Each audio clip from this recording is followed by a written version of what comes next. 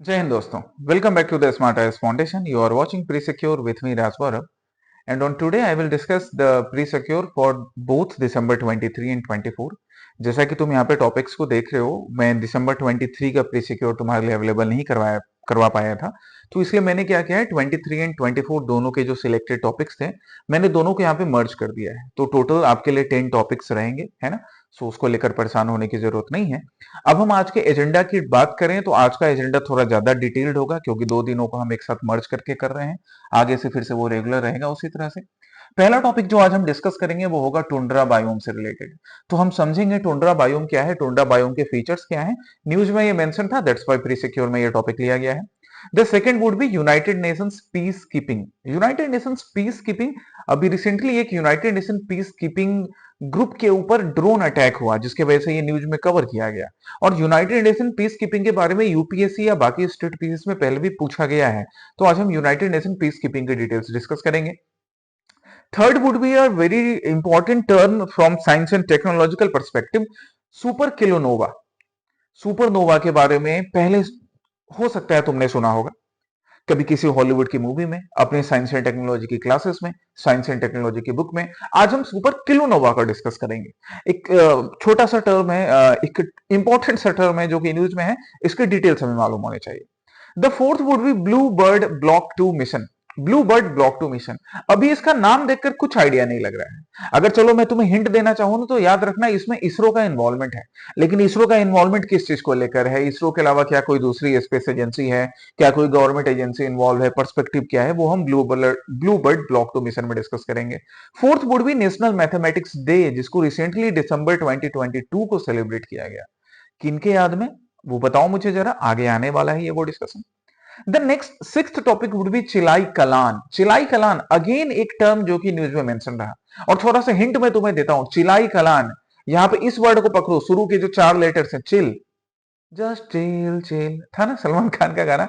Chill करने का मतलब, थोड़ा सा अगर हम चील, सिंपली चील वर्ड पे जाए ना, तो चील वर्ड क्या दिखाता है ना, ये हमें रिलैक्सेशन को दिखाता है। या अगर हम वेदर के पर्सपेक्टिव में देखें तो ये वार्मथ को नहीं, ये क्या दिखाएगा, कोल्ड को दिखाएगा।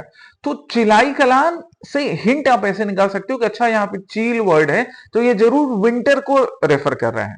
और वैसे भी अभी विंटर का मौसम चल रहा है, तो चिलाई कलान ऐसा ही एक विंटर रिलेटेड इवेंट है, एक्सट्रीम विंटर रिलेटेड इवेंट है। The next seventh topic would be autophagy. Autophagy नाम की एक डिजीज या ऑटोफैगी नाम का एक कंडीशन, मेडिकल कंडीशन, इसके details. The eighth topic would be rapid financing instrument RFI of the IMF. और फिर उसके बाद होंगे आपके लिए प्रैक्टिस क्वेश्चंस। तो ये टोटल आपका एजेंडा होगा आज के प्री सिक्योर का। Okay okay, so come to the very first topic, tundra biome. Down to earth, जो कि सिविल सर्विसेज के लिए एक इंपॉर्टेंट सोर्स है, वहां पे क्या लिखा हुआ था, recent tundra fires exceed anything in past 3000 years, study in Arctic Alaska. सोच कि रिसेंटली जो टुंड्रा रीजन में जो फायर्स हुए हैं, वैसे टुंड्रा रीजन सिर्फ आर्कटिक में नहीं, अंटार्कटिक रीजन में भी आपको टुंड्रा टाइप की वेजिटेशन मिलेगी या टुंड्रा बायोम मिलेगा। वो ना दिखा रहा है कि हमने पिछले 3000 सालों में जितना लॉस हुआ है, उसको हम 3000 सालों के लॉस को हम एक्सीड कर चुके हैं रिसेंटली टुंड्रा फायर से। चलिए देखते हैं पहला स्टेटमेंट टुंड्रा बायोम से related. The presence of permafrost in tundra regions restricts deep root growth and leads to water logging during summer. एक आइडिया तो टुंड्रा वर्ड से तुम्हें क्या लगा, ये पिक्चर देखकर भी, कि टुंड्रा आपको आर्कटिक रीजन में मिलता है। और जैसा मैंने बताया, सिर्फ आर्कटिक में नहीं, आप इसको अंटार्कटिक रीजन में भी ढूंढ सकते हो टुंड्रा को। तो अब ये जो हमारा पहला स्टेटमेंट था, the presence of permafrost in tundra regions restrict deep root growth and leads to water logging during summer.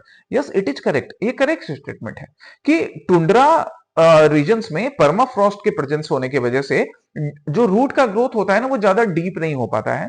And what summer reason में सिंस बर्फ पिघलने लगती है, ये परमाफ्रॉस्ट जो है, ये बर्फ पिघलेगी, और इस बर्फ के पिघलने की वजह से ना वाटर लॉगिंग भी हो जाती है रूट्स के पास। And that's why root growth बहुत कम होता है, आपको वहां पे डेंस ट्री इस वजह से नहीं मिलेगा। ये एक ही इस स्टेटमेंट से समझने लायक है। दूसरा, alpine tundra differs from the Arctic tundra in that it generally lakhs permafrost and is found at high altitudes world wide. Again correct, alpine tundra जो है ना, वो आर्कटिक टुंड्रा से थोड़ा डिफरेंट है कि वो ज्यादा एल्टीट्यूड में मिलता है वर्ल्ड वाइड, इंडिया वाले रीजन में भी आपको मिलेगा या बाकी रीजन में भी। एंड यहाँ पे परमाफ्रॉस्ट यूजुअली नहीं मिलता है अल्पाइन टुंड्रा में। करेक्ट बात है ये याद रखना, ये सिंपल फीचर्स हैं आपको याद रखने के लिए। दो चीज कि हाई एल्टीट्यूड रीजन में मिलेगा एंड परमाफ्रॉस्ट नहीं होता है। Third, the Antarctic tundra support dense forest, नहीं सपोर्ट करेगा डेंस फॉरेस्ट। इसलिए डेंस फॉरेस्ट नहीं होगा गाइज, क्योंकि डेंस फॉरेस्ट होने के लिए जो रूट्स होने चाहिए ना ट्री के, वो काफी डीप होने चाहिए। एंड टुंड्रा रीजन की ये स्पेशलिटी है कि वहां पे ना रूट्स जो होते हैं वो ज्यादा डीप पेनिट्रेट नहीं कर सकते हैं। इवन जो लैंड होता है उसमें भी ना लैंड की फर्टिलिटी की जो हम बात करें या न्यूट्रिएंट कंटेंट्स की बात करें वो काफी कम होता है। So that's why deep dense forest आपको नहीं मिलेंगे। एंड लार्ज टेरेस्टेरियन मैमल्स जो हैं उनके भी नंबर्स काफी कम होते हैं। So third statement wrong. Correct ढूंढना था, हमारा आंसर क्या होगा? 1 एंड 2 ओनली। चलिए, तो आंसर तो हमें मिल गया। और आर्कटिक, अल्पाइन एंड अंटार्कटिक, इन तीनों रीजन में आपको टुंड्रा वेजिटेशन मिलेगा। आर्कटिक एंड अंटार्कटिक में एक चीज याद रखिएगा, अल्पाइन, आर्कटिक एंड अल्पाइन में, कि अल्पाइन रीजन में परमाफ्रॉस्ट वाले सिचुएशंस नहीं मिलते हैं एंड जो टुंड्रा वेजिटेशन मिलता है वो हाई एल्टीट्यूड पे मिलता है। ओके, चलो, तो टुंड्रा बायोम की हम बात कर ले। ट्रीलेस बायोम या ट्रीलेस प्लेन को हम टुंड्रा के नाम से बुलाते हैं। इसके की फीचर्स हो गए कि यहाँ पे एक्सट्रीमली लो टेम्परेचर मिलता है एंड काफी शॉर्ट ग्रोइंग सीजन होगा। Extremely low temperature and very short growing season, ये भी एक और रीजन हो गया कि यहाँ पे डेंस फॉरेस्ट नहीं मिलते हैं। And permafrost means permanently frozen soil, permanently या फिर ऐसा क्या है कि साल के मोस्ट ऑफ द पीरियड तक फ्रोजन सॉइल। तो तुम्हें क्या लगता है इस सॉइल में, ऐसे सॉइल वाले कंडीशंस में क्या डेंस फॉरेस्ट हो पाएंगे? बिल्कुल नहीं हो पाएंगे। बाकी हम क्लाइमेटिक कैरेक्टरिस्टिक्स की बात करें तो टेम्परेचर जो है वो -34 से -6 डिग्री सेंटीग्रेड तक इस तरह से वेरी करता रहता है। प्रेसिपिटेशन काफी लो होता है, ऑब्वियसली बारिश काफी कम होगी। एंड दैट्स व्हाई हम टुंड्रा रीजन को कोल्ड डेजर्ट के नाम से भी बुलाते हैं। हॉट डेजर्ट्स, जैसे हम यहाँ पे कल के डीसीए के सेशन में मैं बात करूंगा तुम्हारे साथ डीसीए लाइव सेशन में अरावली के बारे में, जो कि हॉट डेजर्ट के एक्सपेंशन को, ईस्टरवर्ड एक्सपेंशन को रोकता है। कोल्ड डेजर्ट्स हमको यहाँ पर मिलेंगे जहां पे सालों भर बर्फ जमे रहती है या ऑलमोस्ट सालों भर बर्फ जमे रहती है, तो परमाफ्रॉस्ट वाले सिचुएशंस होते हैं। वेजिटेशन एंड फ्लोरा की बात करें तो सेलो रूटेड प्लांट्स मिलेंगे, ये चीज हम डिस्कस कर चुके हैं। लिचेंस आपको मिलेंगे, श्रब्स मिलेंगे, डेंस फॉरेस्ट या डीप रूट वाले ट्रीज नहीं मिलेंगे। वाइल्ड लाइफ फौना भी जो है, तो जैसे अब टुंड्रा रीजन में ठंड काफी पड़ रही है, तो तुमको वहां पे लगता है कि गाय बकरी सर्वाइव कर पाएगी? नहीं सर्वाइव कर पाएगी। वहां पे वैसे एनिमल सर्वाइव करेंगे जिनके पास थिक फर होगा, तो पोलर बियर्स हो गए, आर्कटिक फॉक्सेस हो गए, रेनडियर्स हो गए, ये सब सर्वाइव करेंगे। ऐसे कॉमन सेंस लगाना है, राइट। टाइप्स ऑफ टुंड्रा की बात करें तो तीन पार्ट में, Arctic, Antarctic and alpine tundra में हम क्लासिफाई कर सकते हैं। आर्कटिक एंड अंटार्कटिक टुंड्रा जो, उसके फीचर्स आपको पहले से पता है, जैसे आर्कटिक में थिक लेयर ऑफ परमाफ्रॉस्ट मिलेगा, वेजिटेशन इस टाइप के मिलते हैं। अंटार्कटिक जो है, most of the Antarctic is covered in ice, so true tundra soil is found है रेयर। यहाँ पे ना ट्रू टुंड्रा सॉइल जो है वो रेयर मिलेगा आपको अंटार्कटिक रीजन में, फिर भी टुंड्रा बायोम मिलता है। ये कोल्डेस्ट एंड ड्राई टाइप के यहाँ पे आपको फौना मिलेंगे, सॉरी फौना बोल रहे हैं, फ्लोरा मिलेंगे। It supports mostly lichens and mosses. बाकी टुंड्रा वेजिटेशन की तरह यहाँ पर भी लिचेंस एंड मोसेस ही मिलते हैं। एंड अगर फौना की बात करें, एनिमल्स की बात करें, तो सील, पेंगुइन, ये सारे कोस्टल रीजन में मिलते हैं। अल्पाइन टुंड्रा की एक फीचर जो पहले भी डिस्कस किया हमने शुरू में, कि हाई एल्टीट्यूड वाले रीजन में मिलेगा एंड परमाफ्रॉस्ट यूजुअली इस रीजन में नहीं मिलता है, लाइक आर्कटिक टुंड्रा। ठीक है, चलो, लोकेशन हिमालय में मिलेगा, इंडिया में जैसे मैंने बोला, और वर्ल्ड के बाकी अलग अलग पार्ट्स में। द सेकेंड टॉपिक हमारा क्या है? United Nations peace keeping. United nation peace keeping क्यों? क्योंकि अभी recently United nation security council ने कंडेम किया drone attack on UN peace keeping in Sudan. Sudan में यूएन पीस कीपर्स पे, यूएन पीस कीपिंग फोर्स के ऊपर ड्रोन अटैक किया गया, जिसको काफी कंडेम किया खुद यूनाइटेड नेशन के सिक्योरिटी काउंसिल ने। ओके, आते हैं यूएन पीस कीपिंग पर। पहला टर्म क्या लिखा है? The term peace keeping is explicitly mentioned in chapter 6 of the UN charter. ये बात तुम्हें अगर मालूम होगी तभी आप इस स्टेटमेंट को सही या गलत कर सकते हो। खैर, आगे मैंने ये बता रखा है कि ये चैप्टर 6 में एग्जैक्टली नहीं है, बल्कि ये चैप्टर 6 और चैप्टर 7 के बीच मिलता है। मतलब जो यूनाइटेड नेशंस पीस कीपिंग का जो मेंशन है ना, this falls between chapter 6 and chapter 7। तो ये चीज भी याद रखिएगा कि दो चैप्टर के बीच में इस चीज का मेंशन है। ओके, तो पहला स्टेटमेंट हमारा हो गया इनकरेक्ट, और हमें इनकरेक्ट ही ढूंढना है। तो हमारा बी तो आंसर हो नहीं सकता है, डी आंसर हो नहीं सकता है। हम किन दोनों में चूज करेंगे? सी और ए में से, क्योंकि दोनों में वन प्रेजेंट है। दूसरा, every peace keeping mission must be authorized by the UN Security Council. Yes, it is correct. जो भी पीस कीपिंग मिशन होगा वर्ल्ड में कहीं पर भी, उसको यूएन सिक्योरिटी काउंसिल ही ऑथोराइज करती है। तो सेकंड वाला तो करेक्ट हो गया, मतलब हमारा सी भी आंसर नहीं हो सकता है। आंसर आपको मिल चुका है 1 एंड 4 ओनली। देखो, बस दो स्टेटमेंट के बेसिस पर ही आंसर ढूंढ लिया हमने, ये सारी चीज सीखना है। Third, UN peace keepers often called as blue helmets. Yes, UN peace keepers को ना ब्लू हेलमेट्स के नाम से बुलाया जाता है। वैसे भी 3 करेक्ट है, वो हम यहां से भी चेक कर चुके थे। Fourth, India is a founding member of the UN and is currently the largest contributor of troops to peacekeeping mission. Though India is one of the founding member of UN, founding member मतलब शुरुआत से ही इसका part रहा है, exactly founder नहीं कह रहे हैं हम, शुरुआत से ही यूएन का पार्ट रहेगा, ये बात मैं रेफर कर रहा हूं यहां पर, या इस तरह से रेफर किया जाता है, बट लार्जेस्ट कंट्रीब्यूटर नहीं है। इंडिया से के अलावा बाकी देश लार्जेस्ट कंट्रीब्यूटर हैं। इंडिया 4th रैंक पर पहुंचता है, तो 4th भी रॉन्ग हो गया। 1 and 4 are the wrong statements, आपको इनकरेक्ट ढूंढना था। ठीक है, चलो अब हम यूएन पीस कीपिंग की बात करते हैं। तो 1948 में यूएन पीस कीपिंग या United Nation truce supervision organization के रूप में इसका फॉर्मेशन होता है। It has been awarded with Nobel Peace Prize as well. 1988 में इसको नोबेल पीस प्राइज से भी सम्मानित किया गया, और यूएन चार्टर के चैप्टर 6 एंड चैप्टर 7 के बीच इसका मेंशन पड़ेगा। इसके गवर्नेंस की बात करें तो every mission must B authorised bye United nation security council, और बाकी बजट एंड रिसोर्सेज देखने का काम यूनाइटेड नेशंस की जनरल असेंबली करती है। लेकिन जहां पर भी पीस कीपिंग मिशन होंगे उसको यूएनएससी ही पहले ऑथराइज करेगी। नोडल बॉडी के लिए डिपार्टमेंट ऑफ पीस नाम का एक नोडल बॉडी है 1992 का, जो कि इसके बाकी ऑपरेशंस को देखने का काम करता है। Currently it operates 11 peace keeping missions globally in western Sahara, Golan Heights. Golan Heights हमेशा न्यूज में रहता है, अभी भी न्यूज में रहा। कहां पड़ता है गोलान हाइट्स, बता दो जल्दी से। डेमोक्रेटिक रिपब्लिक ऑफ कांगो, इन रीजन्स में मेनली 11 पीस कीपिंग मिशन चल रहे हैं। की रूल्स की हम बात करें तो प्रिंसिपल एंगेजमेंट क्या होता है यूएन पीस कीपिंग का। Peacekeeping operations are guided by 3 core principles. Consent, that must have the consent of the main parties involved in the conflict. अब अगर इजराइल और इजराइल के किसी नेबर के बीच में कॉन्फ्लिक्ट हो रहा है तो they must agree to have the UN peacekeeping forces. दूसरा, impartiality, they must remain neutral to both the sides. चाहे both sides हो या multi sides हो, वो हमेशा neutral रहेंगे। Third, non use of force, force is used only in self defence और defence of the mandate. मतलब कि फोर्स ऑफेंसिव वे में नहीं किया जाएगा, सिर्फ सेल्फ डिफेंस के लिए किया जाएगा, ऑफेंसिव वे में नहीं यूएन पीस कीपिंग फोर्सेस का। राइट, ये सारे मेन प्रिंसिपल्स हो गए यूएन पीस कीपिंग के लिए। और 2 डॉक्ट्रिन फॉलो की जाती है। एक है capstone doctrine, means it sets out the guiding principles and core objective, provides the base for training materials for military, police and civil personnel, कि किस तरह से यूएन पीस कीपिंग फोर्सेस के जो भी पर्सनल है उनको किस तरह से ट्रेन किया जाएगा, उनको वो क्या प्रिंसिपल्स फॉलो करेंगे। This is known as the capstone doctrine. And the second is responsibility to protect, that all the members of UN United Nations and as well as all the members, those who contribute to UN peacekeeping forces, they would always commit to and genocides or war crimes and ethical cleansing. और उस case में अगर कहीं पर भी ऐसा situation होगा तो यूएन पीस कीपिंग के थ्रू अपना कंट्रीब्यूशन वहां पे फुलफिल करेंगे। ये दोनों डॉक्ट्रिन फॉलो की जाती है, ये दोनों की डॉक्ट्रिन यूएन पीस कीपिंग के फॉर्म में। राइट, अब हम इंडिया की बात करते हैं कि इंडिया का क्या कंट्रीब्यूशन है। India is 4th largest contributor after Nepal, Rwanda and Bangladesh. अच्छा, ये एक सोचने की बात है, जरा इसके ऊपर सोचना कि नेपाल जैसे नेशन या बांग्लादेश जैसे नेशन यूएन पीस कीपिंग में इतना ज्यादा कंट्रीब्यूट क्यों करते हैं, है ना। ये एक सोचने की बात है, और आई वांट कि तुम इसका आंसर ढूंढ के मुझे कमेंट सेक्शन में बताओ। बाकी इंडिया ने अच्छा हिस्टोरिकली शुरुआत से ही, जब से ये यूनाइटेड नेशंस का पार्ट रहा फॉर्मेशन के टाइम से, तब से India United nation peace keeping forces में अपना कंट्रीब्यूशन देता है। इवन इंडिया ने पहली ऑल वीमेन यूनिट भी इंडिया ने ही भेजी थी यूएन पीस कीपिंग फोर्सेस में। कहां पर, लाइबेरिया में। राइट, एंड रिसेंटली आप यहां देख सकते हैं मेजर राधिका सेन को, जिनको UN military gender advocate of the year award से भी सम्मानित किया गया। ये यूएन पीस कीपिंग फोर्सेस की पार्ट थी, इंडिया को रिप्रेजेंट कर रही थी मेजर राधिका सेन। हम नेक्स्ट टॉपिक पर आते हैं। थर्ड टॉपिक किससे रिलेटेड है, सुपर किलोनोवा इवेंट से। सुपर किलोनोवा इवेंट्स, एक बड़ा अच्छा आर्टिकल आया, super kilonova event double whammy. क्या है ये सुपर किलोनोवा इवेंट? देखो सिंपली पहले मैं तुम्हें इन स्टेटमेंट से ही समझाता हूं।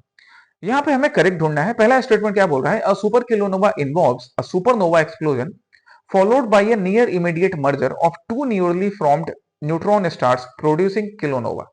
मतलब सुपर किलोनोवा जो इवेंट है या सुपर किलोनोवा जो टर्म की हम बात कर रहे हैं, ये एक सुपरनोवा एक्सप्लोजन इसमें इस पार्ट होता है सुपर किलोनोवा इवेंट में। And it is followed by A near immediate merger of 2 new formed neutron stars. मतलब सुपरनोवा एक्सप्लोजन के बाद या 2 न्यूली फॉर्म न्यूट्रॉन स्टार्स जो होते हैं वो मर्ज होते हैं and they produce a kilonova. तो हम यहाँ पर 2 चीजों को देख रहे हैं, 2 नए न्यूट्रॉन स्टार्स का मर्जर एंड साथ ही साथ सुपरनोवा एक्सप्लोजन। सो ये entire event super kilonova event के नाम से जाना जाएगा। न्यूट्रॉन स्टार्स का मर्जर भी होगा एंड सुपरनोवा एक्सप्लोजन भी होगा। ठीक है, याद रखो। ठीक है, तो पहला स्टेटमेंट हमारा बिल्कुल करेक्ट है। इस तरह से हम सुपर किलोनोवा इवेंट को याद रखेंगे। दूसरा, super kilonova are dimmer and short lived. अब ना जरा तुम फर्स्ट स्टेटमेंट पे ध्यान दो। मैंने क्या बोला कि सुपरनोवा एक्सप्लोजन होता है और दो न्यूट्रॉन स्टार्स जो होते हैं वो मर्ज होते हैं। तो जब एक्सप्लोजन हो रहा है और न्यूट्रॉन स्टार्स मर्ज हो रहे हैं तो ऐसे इवेंट कभी भी शॉर्ट लिव्ड नहीं होंगे गाइस, लॉन्ग लिव्ड होंगे। Second statement is wrong. तो इस तरह से आप सुपर किलोनोवा इवेंट को याद रखोगे। एटलीस्ट इतना भी याद रखोगे तो आपके प्रीलिम्स का काम हो जाएगा। हालांकि हम थोड़ा डिटेल्स देखें इसके कितना हमारे लिए इंपॉर्टेंट है। ये देखो, supernova, supernova explosion and kilonova, दो न्यूट्रॉन स्टार्स का merger. So the entire thing is super kilonova event, right. Now supernova क्या है? तो a powerful and luminous explosion that occurs at the end of a massive stars life. किसी भी star या massive star के life के and में, अगर मान लो कि सन का लाइफ भी जिस रोज एंड होगा तो एक पावरफुल एक्सप्लोजन होगा। इस एक्सप्लोजन को हम लोग सुपरनोवा एक्सप्लोजन के नाम से बुलाते हैं, right. What happens after this? It usually leaves behind a single dense core, either a neutron star or a black hole. जब भी ऐसा एक्सप्लोजन होगा तो या तो एक न्यूट्रॉन स्टार बचता है या ब्लैक होल बचता है। और यही दो न्यूट्रॉन स्टार जब आपस में आके मर्ज हो जाते हैं ना, तो हम इसको किलोनोवा के नाम से बुलाते हैं। एक ऐसा rare explosion caused by the collision or merger of the two neutron star, हम लोग इसको बोलेंगे किलोनोवा। ओके, बस इतना याद रखो अभी के लिए। करंट न्यूज क्या है, किस वजह से हम इसको डिस्कस कर रहे हैं? तो discovery of the first super kilonova. पहले सुपर किलोनोवा की डिस्कवरी हुई है, हालांकि बहुत ही दूर, 1.3 billion light years away. What is this super kilonova? Scientist इसको क्या बोल रहे हैं? एक नया हाइपोथेसाइज्ड हाइब्रिड इवेंट की बात कर रहे हैं साइंटिस्ट, जहां पे सुपरनोवा एंड किलोनोवा दोनों एक साथ कंबाइन हो रहा है, राइट। सिग्निफिकेंस क्या होगा इसके लिए? ये सारे डिटेल्स को भी रहने दो, सिग्निफिकेंस देखो। तो सिग्निफिकेंस सुपर किलोनोवा का क्या है? Extra brightness and duration. एक तो खुद अपने आप में किसी भी स्टार का एक्सप्लोजन ब्राइटनेस जनरेट करता है, और जब यहाँ पे एक्सप्लोजन भी हो रहा है और दो न्यूट्रॉन स्टार मिल रहे हैं तो एक्स्ट्रा ब्राइटनेस एंड ड्यूरेशन आपको स्पेस में ऑब्जर्व किया जाएगा। डबल वैमी, दो चीज एक साथ हो रही है, सुपरनोवा एंड किलोनोवा, दो न्यूट्रॉन स्टार का मिलना, and the cosmic factory. It is a major source of heavy elements creating massive amounts of gold, platinum and neodymium through radioactive decay। कि अगर मान लो ये तो काफी दूर हुआ है, 1.3 बिलियन लाइट ईयर्स अवे, अगर मान लो अर्थ के पास अगर कहीं पर ऐसा इवेंट हुआ, या सपोज हमारे गैलेक्सी में ऐसा कहीं इवेंट हुआ, या अगर हमने इसको नियर फ्यूचर में या आगे फ्यूचर में पास में देखा, तो हमें अच्छा रिजर्व ऑफ गोल्ड, प्लेटिनम और बाकी मेटेरियल्स भी मिल सकते हैं। ये इसका मेन सिग्निफिकेंस हो गया, ठीक है। प्रीलिम्स के लिए आप एटलीस्ट सुपरनोवा एंड किलोनोवा की डिटेल्स याद रखिएगा। दोनों जब साथ में मर्ज होंगे तो सुपर किलोनोवा बनेगा। Next is blue bird block 2 mission. Blue bird block 2 mission क्या है? ये blue bird block 2 mission. So यहाँ न्यूज़पेपर का ये क्लिपिंग क्या कह रहा है? That the ISRO to launch communication satellite blue bird block 2 on Wednesday. तो एक चीज तो हमें मालूम हो गया कि इसमें इसरो इन्वॉल्व है। आते हैं अब हम इसके पहले स्टेटमेंट पर। It is a joint mission developed by ISRO and NASA for earth observation. वैसे अर्थ ऑब्जर्वेशन होगा, बट इसरो और नासा नहीं इन्वॉल्व है। इसरो के साथ साथ एएसटी स्पेस मोबाइल नाम की एक यूएसए बेस्ड कंपनी इन्वॉल्व है, नासा नहीं। तो हमारा जो पहला स्टेटमेंट है वो इस वजह से रॉन्ग हो गया कि नासा नहीं, इसरो और एक यूएसए की कंपनी इन्वॉल्व है, एक private company space based. First is wrong. Second, the satellite is designed to provide direct to smartphone broadband connectivity using 4G 5G phones। बिल्कुल ये फीचर्स इनेबल होंगे ब्लू ब्लड ब्लॉक 2 मिशन से। The mission is being launched using India polar satellite launch vehicle. Actually again polar satellite launch vehicle नहीं, GSLV को use किया जाएगा, right. ये GSLV जो है ये इसरो के heaviest and most powerful rocket के रूप में भी जाना जाता है, जीएसएलवी MK3। हम इसको यूज करके ब्लू बर्ड स्टॉक 2 मिशन को लॉन्च करने वाले हैं, पीएसएलवी को यूज करके नहीं। थर्ड रॉन्ग हो गया।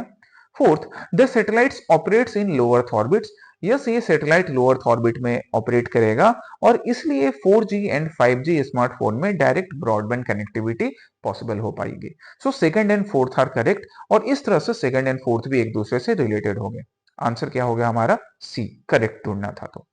सो इसरो का एक प्रोजेक्ट जिसमें एक US based space company participate कर रही है लो अर्थ ऑर्बिट में अपने इस सैटेलाइट को वहां पर प्लेस करने के लिए।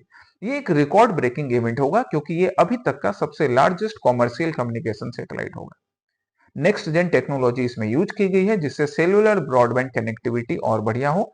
कॉमर्शियल पर्पसेस के लिए इसको यूज किया जाएगा और ये एक दिखा रहा है कि इसरो किस तरह से अपने एक्सपर्टाइज को बाकी कॉमर्शियल एंटिटीज के साथ या प्राइवेट एंटिटीज के साथ शेयर करके स्पेस के फील्ड में भारत का नाम बढ़ा रहा है। इसके लिए हम यूज करेंगे LV-M3 या GSLV-MK3 नाम का जो रॉकेट है, जिसको पहले इस नाम से बुलाया जाता था, इसरो के सबसे हेवीएस्ट एंड पावरफुल रॉकेट्स के रूप में जाना जाता है। इसे यूज किया जाएगा 3 स्टेज में। ये जो हमारा सैटेलाइट है हम इसको लॉन्च करेंगे। पेलोड कैपेसिटी इसमें एक low earth orbit up to 8000 kg का हमारा एक सैटेलाइट होगा, साथ ही साथ geosynchronous transfer orbit 4000 kg ton का एक और। तो 2 पेलोड लेके इसको लॉन्च किया जाएगा। की मिशंस की अगर बात करें तो it has a 100% success rate so far, having launched Chandrayaan-2, Chandrayaan-3 and commercial missions for OneWeb 72 satellite जो लॉन्च किए गए थे। ये हम सब ये LV-M3 या GSLV-MK3 की बात कर रहे हैं कि GSLV-MK3 अपने 100% सक्सेस रेट से वर्क कर रहा है और इसी GSLV-MK3 के थ्रू हम लोग ब्लू बर्ड ब्लॉक 2 मिशन को भी लॉन्च करेंगे। The fifth topic, national mathematics day दिसंबर 2022 को। क्या आप इस पर्सन को जानते हैं? Yes, he is the great Ramanuja, right. So पहला statement Ramanujam. The first statement, the day is celebrated to commemorate the birth anniversary of Srinivasa और S Ramanujam who was born on December 22, 1887 in Tamil Nadu. बिल्कुल, भारत के इस महान बेटे, इस इंटेलिजेंट पर्सन के बर्थ एनिवर्सरी को भारत सरकार नेशनल मैथमेटिक्स डे के रूप में मनाती है। Second, Srinivas Ramanujan was a self-taught mathematician known for his significant contribution to mathematical analysis, number theory, infinite series and continued fractions. बिल्कुल ये एक सेल्फ टॉट मैथमेटिशियन है और भारत में ऐसे लोगों की कमी नहीं है, चाहे वो आर्यभट्ट हो या रामानुज हो या सीवी रमन हो या फिर होमी जहांगीर भाभा हो। इन सब ने खुद के दम पर इतना कुछ सीखा। या हमारे पटना के सुपर 30 वाले आनंद सर हो, आनंद सर भी सेल्फ थॉट मैथमेटिशियन है। तो बिल्कुल इन सब ने भारत का नाम हमेशा ऐसे रोशन किया है। Third, he was the first Indian to be elected as a fellow. Anand sir की जहां मैं बात कर रहा हूं तो उनके ऊपर एक बड़ी अच्छी मूवी भी बनी थी गाइस, सुपर 30, जहां पे ऋतिक रोशन ने एक्ट किया है और अच्छे से एक्ट किया है। आप उस मूवी को भी देख सकते हो आनंद सर के बारे में जानने के लिए। और मुझे बड़ा फक्र होता है कि मुझे भी आनंद सर से सीखने का मौका मिला था कभी अपने स्कूल के टाइम में। अभी भी सीखने का मौका मिलता है, अब बस दूसरे तरीके से। एक टीचर की तरह आज भी मैं उनका स्टूडेंट हूँ। Third, he was the first Indian to be elected as a fellow of the Royal Society in 1918. Actually not. He was not the first Indian जिनको fellow of the Royal Society में include किया गया था। ये statement wrong है। तो यहाँ पे ना तुम्हें मुझे कमेंट सेक्शन में ढूंढ के बताना है कि कौन थे वो फर्स्ट इंडियन जिनको fellow of the Royal Society में इंक्लूड किया गया। Fourth, the number 1729 is famously known as the Hardy Ramanujam number. Right? Number 1729 is famously known as the Hardy Ramanujan number. Yes, it is correct. तो हमारे पास 1, 2 and 4 correct है। Answer क्या होगा? B. ये एक नंबर भी याद रखिएगा, 1729। ठीक है।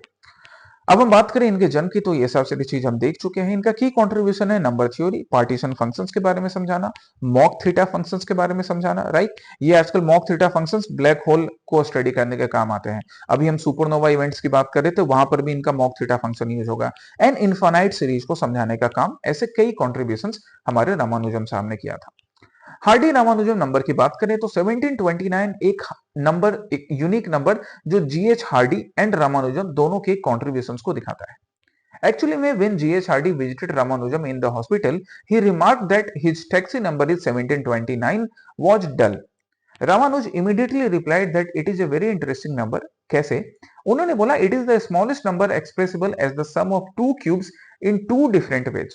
ऐसे उन्होंने बताया कि देखो 1729 जो है ना, हम इसको इस तरह से रिप्रेजेंट कर सकते हैं, 1 का क्यूब 12 का क्यूब बराबर 9 का क्यूब प्लस 10 का क्यूब। हम एक सिंपल नंबर को रामानुजम ने इस दो डिफरेंट वे से रिप्रेजेंट करके बताया। तो जीएच हार्डी ने पहले थोड़ा मजाक किया था कि उनका जो टैक्सी का नंबर है वो है 1729, कितना डल लगता है। टैक्सी का नंबर ऐसा होना चाहिए 1 2 3 4 5 4 6 9 7 8 9 0, ऐसे कुछ है ना, देखने में अच्छा लगेगा। बट रामानुजम ने इस मजाक को भी इतना बढ़िया बना दिया कि साहब वो डल नंबर नहीं है, वो एक यूनिक नंबर है जिसको हम इस दो तरीके से रिप्रेजेंट कर सकते हैं। तो ये खासियत होती है, ठीक है, इसलिए इतने ग्रेट बने रामानुजम।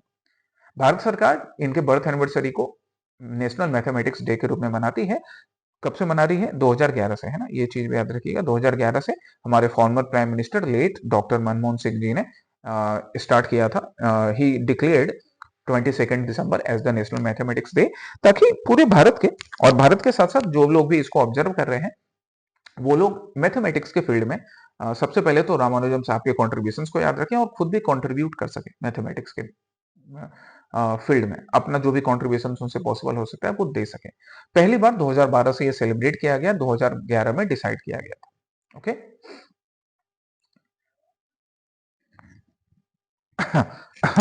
सिक्स टॉपिक है चिलाई कलान। चिलाई कलान मैंने तुम्हें जस्ट चील चील से समझाया था, और यहाँ पे आप दो बच्चों को देख सकते हो जो क्रिकेट खेलने का काम कर रहे हैं। कहाँ काम कर रहे हैं? कश्मीर में। अच्छा, कश्मीर के ऊपर में एक बड़ी अच्छी मूवी अभी आई है, रियल कश्मीर, या उसको ऐसे भी आप प्रोनाउंस कर सकते हो real Kashmir football club.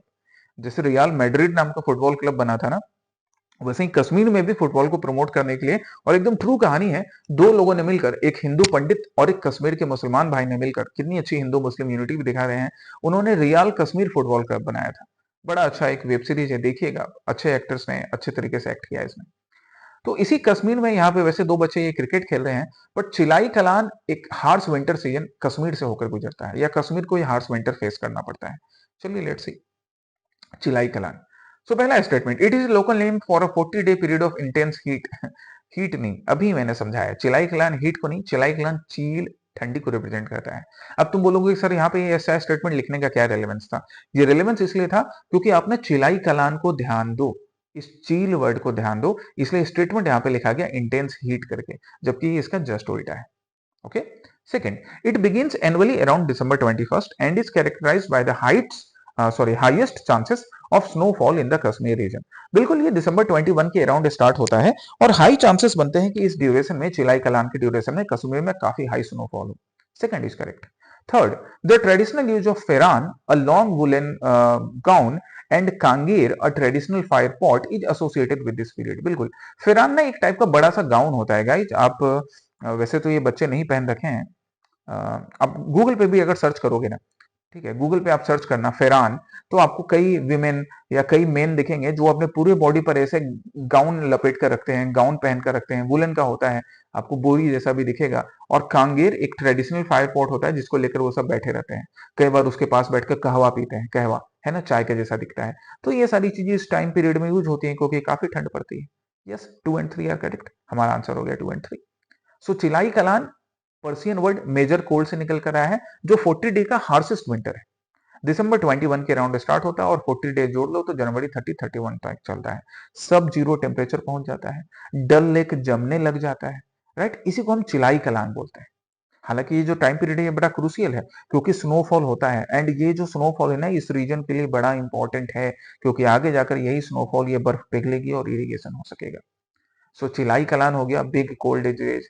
चिलाई Khurd हो गया जहां पर कम ठंड पड़ती है, इसको हम स्मॉल कोल्ड डेज बुलाते हैं इंग्लिश में। एंड चिलाई बादशाह हो गया बेबी कोल्ड डेज। बादशाह, बादशाह मीन्स बच्चा।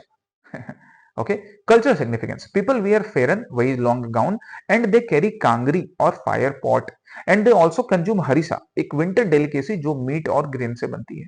अगर कभी कश्मीर जाने का मौका मिले तो हरिसा खाना आप वहां पर। Okay, the seventh topic is autophagy. Autophagy क्या बोल रहा है यहाँ पर हमारा news update, that Indian scientist find missing link in body cells to boost therapies for Alzheimer's and cancer.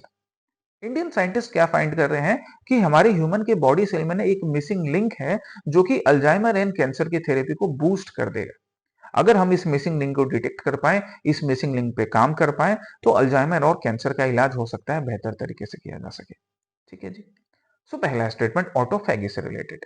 Autophagy help cell survive by breaking down and recycling damaged cellular components. Yes correct, and that's why autophagy की help से आप cancer या Parkinson जैसे disease को ठीक कर सकते हो। Second, autophagy is a process that occurs only in plant cells.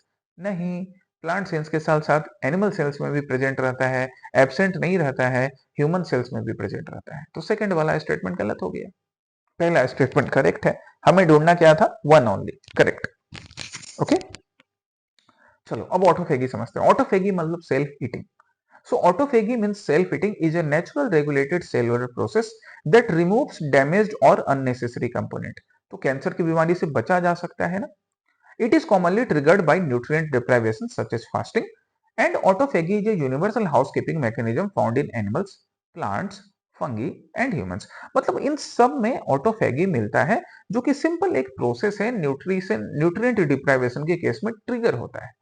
मतलब क्या होगा कि एक ऐसा सेलुलर प्रोसेस, जैसे सपोज मान लो कि आपने फास्ट रखा, या आपने क्या बोलते हैं उसको इंटरमीडिएट फास्ट रखा, तो उस केस में क्या करेगा ना, उस केस में हमारे बॉडी खुद ही क्या करता है, ऑटोफेगी एक सिस्टम स्टार्ट होगा जहां पे डैमेज्ड या अननेसेसरी कंपोनेंट को रिमूव कर दिया जाएगा। और इसलिए करते हैं कि अगर आप कंट्रोल्ड मैनर में फास्टिंग रखते हो, कंट्रोल्ड मैनर में अपने खाने को कंट्रोल रखते हो, तो वो आपके हेल्थ के लिए बढ़िया ही होता है, right. So the process goes through like this.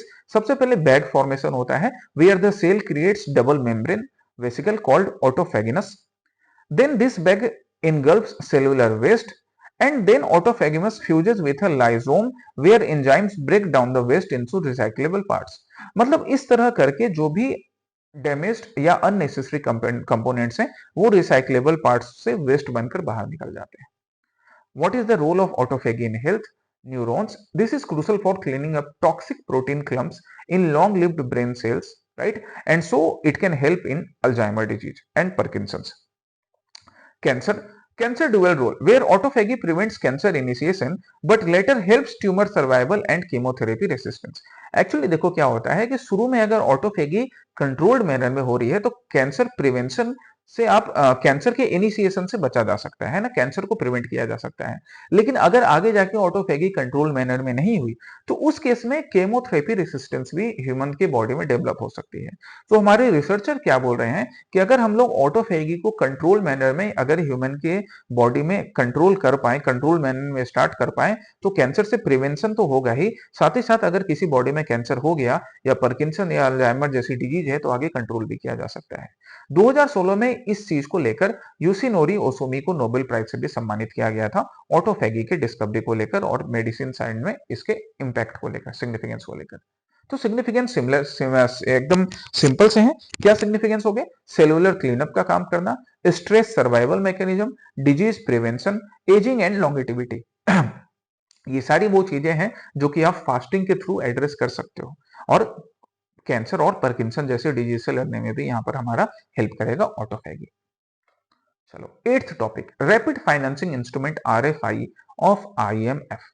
IMF approves $206 million emergency aid for Sri Lanka after cyclone Ditwa।